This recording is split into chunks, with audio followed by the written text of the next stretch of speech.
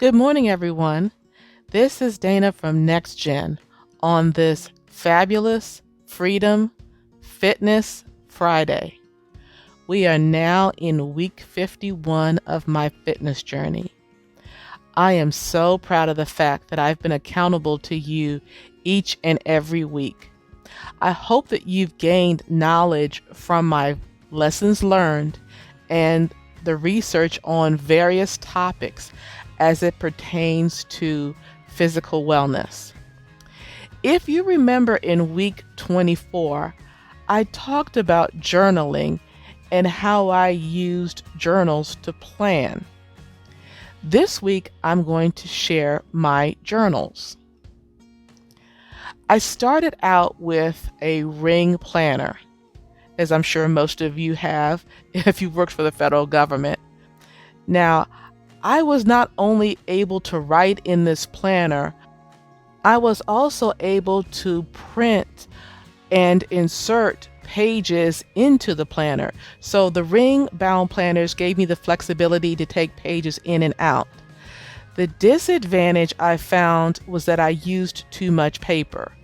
Originally, I purchased pre-printed dailies. Then I went to weeklies. And even the weeklies was too much paper.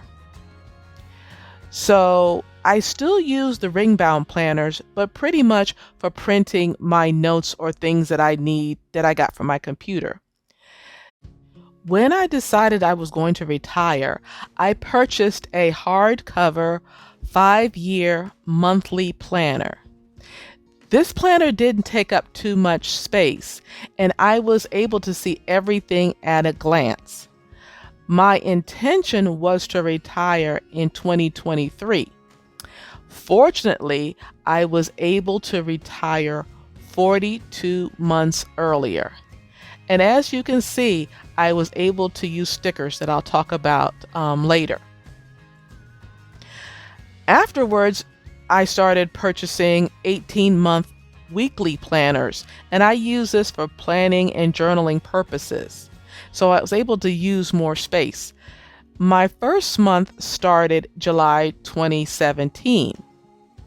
The hardcover planners didn't take up too much space, but there was a 6 months overlap because they were 18-month planners that started in July and went into the following year, the end of December. So I had a 6 months overlap.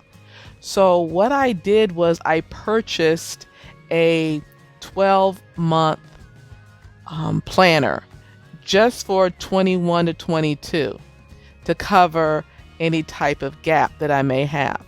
But I'm only going to do this one time because I also started looking into disc planners. So what was really fun about the disc planners is, and I only use the disc planners for personal journaling and for personal planning. But the benefit that I have for the disc planners was I discovered a whole new world of washi tapes and stickers.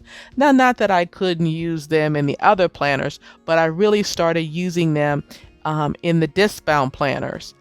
So right now, I can use different sizes, different formats. I can use the dated or undated planners. This gives me the greatest flexibility when doing my journaling and planning. And speaking of journaling, when I want to have some fun, I use what they call a black page notebook. And when you're using a black page notebook, you use there's special pens that you use to write.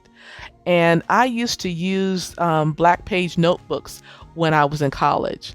Really enjoyed it, and basically I just used it just for writing when I wanted to break up the monotony, if you will. Now, even though you see me doing a lot of journaling, and I talked about the benefits of actually writing, I still do keep electronic documents.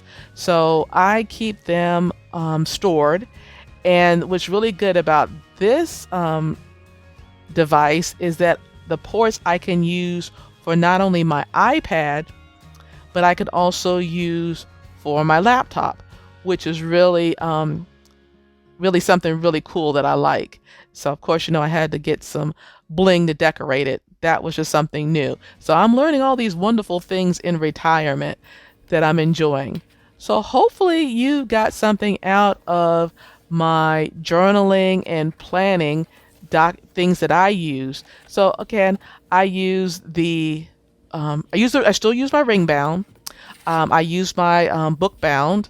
That's usually for saving space. And now I'm going into the disc planner, which I'm really having a lot of fun with. So I will see you next week. And if you haven't already, go ahead and subscribe, but definitely like and comment. And I will see you next week. Have a great weekend, and I will see you soon.